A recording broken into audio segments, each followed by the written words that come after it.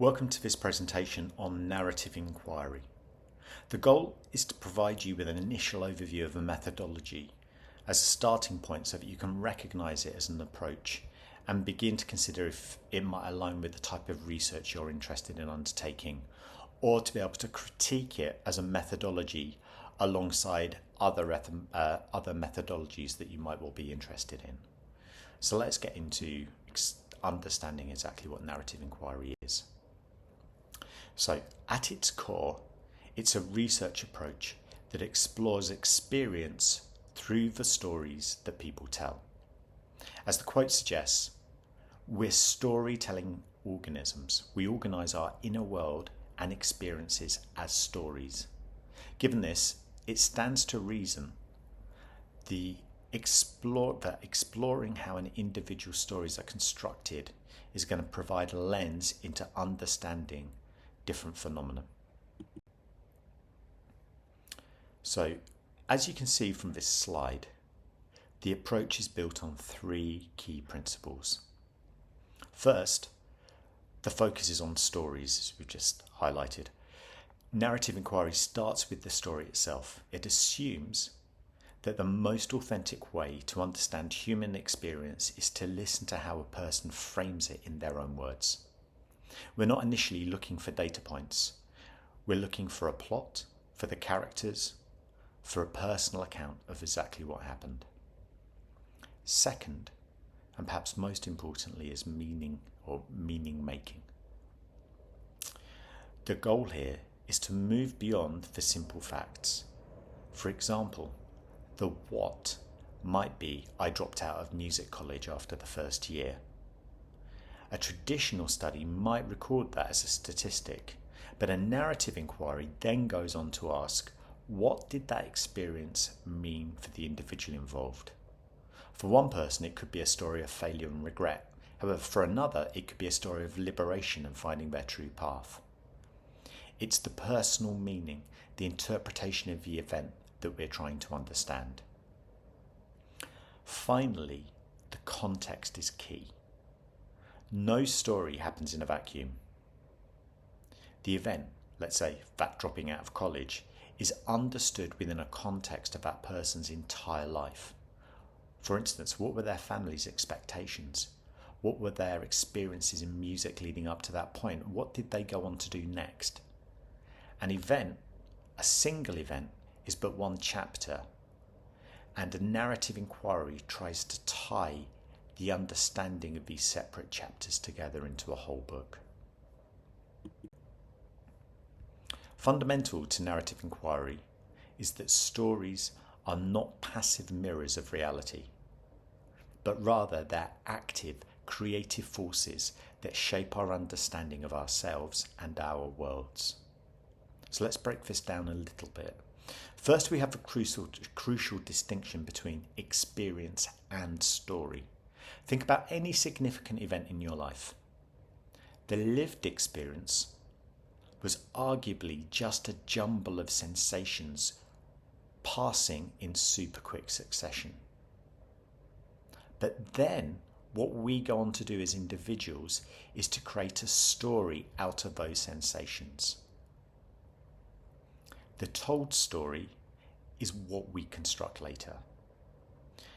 When you're doing this, you're going to select certain details. Maybe you're going to focus on one moment more than another, or make the order perhaps slightly different to how it was originally, so it's not fully chronological, so you can make some kind of a point. Narrative inquiry is fascinated by this process of selection and telling, because what we choose to include in our told story reveals what's truly meaningful to us. This leads directly to the idea of ordering chaos. Life itself doesn't come with a neat plot. It's going to be messy, unpredictable, contradictory, and often confusing. When we create a narrative, we're imposing a structure to that chaos. We create a beginning. You're going to find people saying things like, it all started when. There's going to be a middle with some conflict or turning points. The big challenge was stage fright. The big challenge was me having to pass that exam, or whatever thing might be. And then at some point there's going to be an end or a resolution. The act of structuring isn't for an audience, but it's how we as individuals make sense of our own lives, which is critical for us as researchers if we're using this approach to understand. So this has profound consequences. It becomes what we'll describe as identity construction. The stories we tell, especially the ones we tell repeatedly, become the bedrock of our identity. And hopefully you're going to notice that yourself. If you think about the stories you tend to tell people, perhaps when you're first meeting them, what are the ones that you're consistently going to tell people? Are they different from the ones which you might tell people if they ask specifically about your musical journey or about some other part of your life? How are you going to frame it? Are you going to frame this as a story of resilience? Are you going to frame it in terms of failure and repetition? Are you going to frame it in terms of success? So these narratives aren't just about your past, they're about creating a script for your future. They tell you how you see things from the past and also how you're expecting your future to be to some extent. The stories you believe about yourself define the possibilities you see ahead, and as such they might even become self-fulfilling prophecies. As a researcher, deep exploration of these types of issues is why narrative inquiry can be a powerful methodology for investigating experience and for developing new understandings. So, while learning from stories may feel intuitive, narrative inquiry is a formal research methodology grounded in robust theoretical foundations. We can start with the work of John Dewey. He laid the philosophical groundwork here. He argued that experience is not something that merely happens to us, but it's an active, continuous process of interaction. When we encounter an experience, we bring our memories, emotions, and prior knowledge into dialogue with it. This view positions experience as rich, dynamic, and worthy of deep study.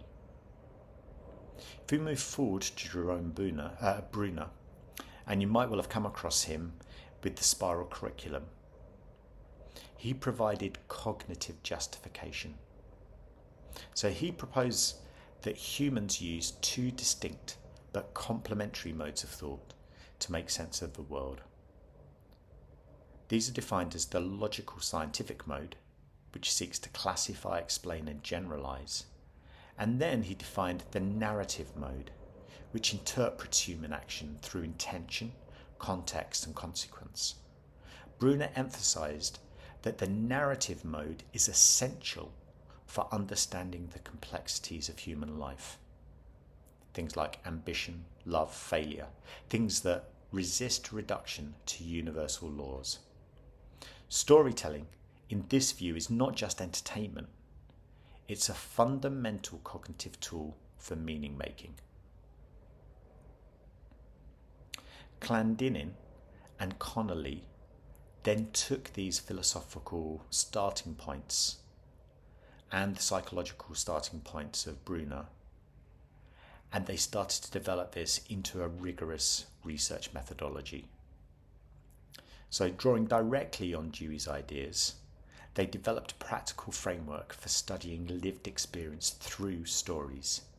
Their work formalized narrative inquiry, especially in education, by providing researchers with tools for gathering, structuring, and analysing narratives with ethical and methodological integrity.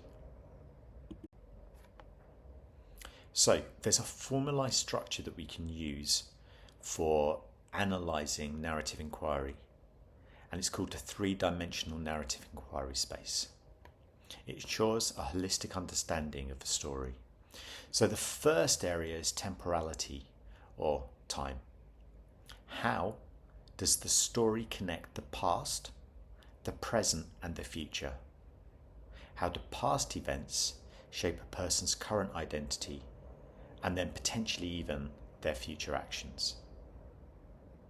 Second is sociality, the personal and the social. We need to understand the story within its wider social and cultural context, whilst also paying close attention to the individual's personal feelings and hopes. The third dimension is place, the environment. This means recognising that the stories don't happen in a vacuum. They're shaped by the specific physical locations and environments where they unfold. So, what's the process for actually taking or undertaking a narrative inquiry? Well, narrative inquiry begins not with a tightly defined research question, but rather with an open invitation to share experience. For example, can you tell me about your journey preparing for your grade 5 exam? That might be the beginning of a narrative inquiry. This phrasing cedes narrative control to the storyteller. It allows them to decide where the story begins, what mattered most to them, and how it all felt. From the outset, our goal is to signal that we're interested in their unique perspective, their storied experience. Next, we consider the participants. We're not going to use a huge sample here, we're going to use a very small sample because narrative inquiry values depth over breadth. We're not seeking fragments from hundreds of people to generalise across. Rather, we're going to aim for rich, holistic insights from a few information-rich cases. So we're going to be looking for individuals who've lived the experiences we're looking to research and participants who are willing to reflect and share their understandings and their narratives. The goal here obviously isn't statistical representation. What we're looking for is the illumination of human meaning. For data collection, the primary tool is going to be the in-depth interview. It's less of a structured interview, more of a guided conversation. So the researcher's role is to create a safe space to listen actively and to prompt gently. What we're after doing here is to allow the story to unfold organically from the participant. But it might also involve using more than just words. We might choose to bring artifacts, journals, photos, programs, mementos, other things that we could start to use to jog the participants' memories. The idea here is to have objects which could become seen as triggers for deeper reflection. For instance, a photograph from a pivotal performance might unlock emotions that a question could miss. A page from a practice journal might be really helpful here, for instance, to transport the participant back to a specific meaningful moment. These artifacts are going to add texture, depth and dimension, helping us to build a fuller, more resonant narrative. In terms of analysis, there are two ways primarily we might approach this. You can perform a narrative analysis where you're going to focus on the story of a single participant and represent their experience as one detailed, coherent narrative. This is ideal for highlighting a powerful individual story. Alternatively, you could do an analysis of narratives, plural. Here, you would collect stories from several participants and then look for common themes or patterns that emerge across all of them. This is useful for showing a shared experience from multiple perspectives. These two different approaches are not necessarily mutually exclusive, and many studies do both. Underpinning both approaches is an active, interpretive process often referred to as restorying. The researcher begins by reading or listening to the participants' accounts multiple times. They're going to become deeply immersed in the texture and tone of the story. It's through this immersion that the researcher identifies key narrative elements, plot lines, characters, turning points, tensions, and resolutions. These elements are then thoughtfully reorganized into a chronological narrative. But this isn't just a retelling, it's a collaborative interpretation, and this is important, this collaboration. In narrative inquiry, the researcher doesn't simply extract a story and analyze it in isolation.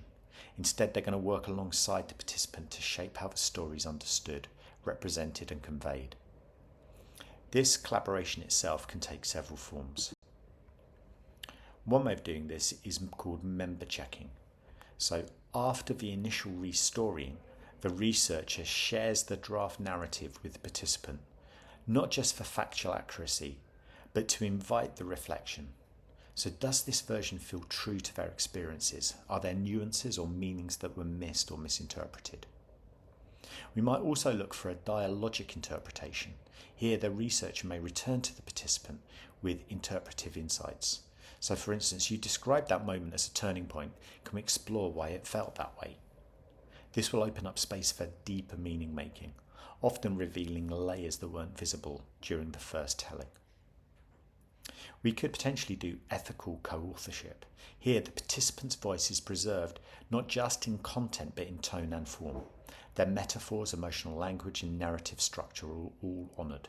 The researcher resists imposing academic language that might flatten out the lived texture of the story.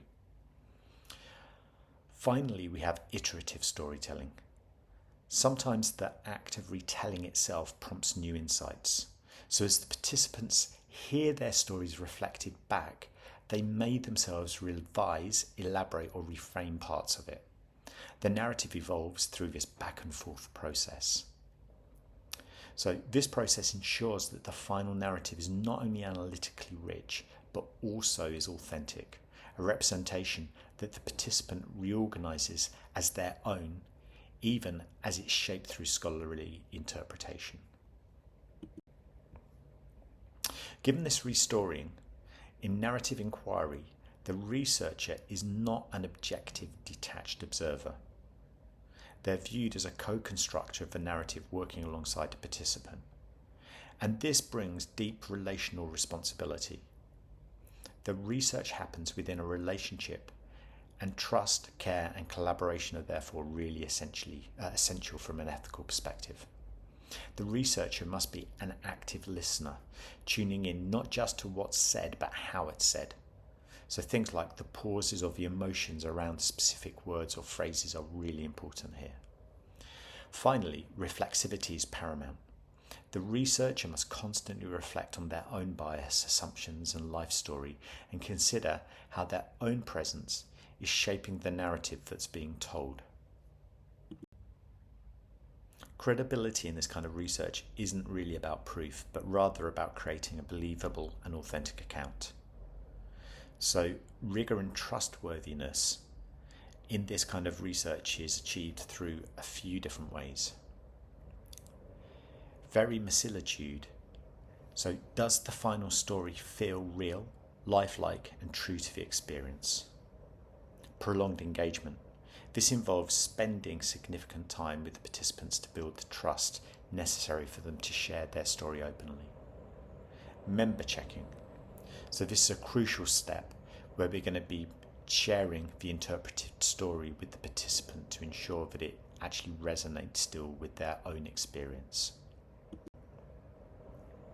The ethical complexities, like we just touched on, are going to be significant and go beyond standard consent. So representation is key here. So how are we going to tell the story faithfully, and how are we going to avoid ensuring that we don't ourselves over-interpret and place our own interpretation onto it? We have issues here around anonymity. So how do we protect the identity of the storyteller, particularly if it's tying him into particular details or specific details which other people might recognise? We've got to think about power. So how are we going to acknowledge as a researcher the power dynamic and the influence that we have over it? So the researcher is going to get to publish, is going to get to analyse. And this is all interacting with something which somebody has shared, which might be personally, very personally meaningful for the participant. And they're also likely to have made themselves vulnerable at times. So we have to be very aware of that power dynamic. So here's a list of different ways that we might consider, or times when we might consider narrative inquiry. As you're going to realise that it's a deep and it's a rich approach to understanding and developing knowledge. So hopefully if we find somebody who's got a significant musical story regarding their learning and their learning journey, that might be a good time to use narrative inquiry. We might want to be exploring how people's identities are shaped. So particularly for questions around identity, might well use or draw upon narrative inquiry as the methodology. And then, as we've said, that depth, that richness is something that narrative inquiry is really good at. We're getting into not just the plot and the facts in those ways, but how that story is retold, what's said and what's not said. So the depth of context here is really important. Obviously, just looking at that list of things where we're not going to be using it, it's not a quantitative thing, so we're not going to be looking at statistical data, or we're not going to want to be generalizing findings over a large population. That's not what we're up to. We're not really going to be wanting to compare things, thinking about what's effective and what's less effective. Equally, it's not really a systems and structures type research approach. It's really about human experience, and that's where our focus should be. These slides offer some suggestions of further reading that you might be interested in. And here are the references that I used for this video. And again, you might want to follow up on some of these as well. Anyway, I hope you found the video interesting. As I said at the beginning, think about the type of research you're interested in. Think about whether a narrative inquiry might be a form of methodology that you could use. And even if it's not, it's useful to understand it and to be able to compare it against other research methodologies that perhaps you are more interested in when it comes to doing your presentation. Anyway, I hope you found that useful, and I'll see you in the next video.